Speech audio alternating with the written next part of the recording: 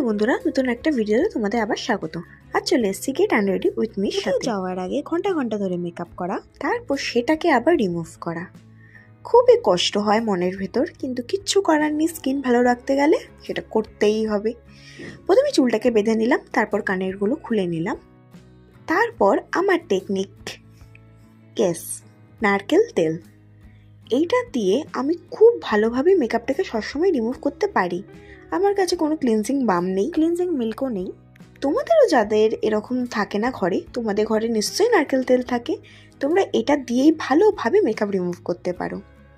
তারপর সেকেন্ড একটা ওয়াইপস, এটা কায়া আয়ুর্বেদার, এটা দিয়েই আমি মুখটাকে ভালো করে আবার পরিষ্কার করে নেব। তারপর ফেস ওয়াশ করে নিই। এইভাবে আমার মুখটা পুরো পরিষ্কার হয়ে যায়। তোমাদের যাদের যাদের ভিডিওটা ভালো লাগলো একটা লাইক করে দিও এবং চ্যানেলটা সাবস্ক্রাইব করে দিও।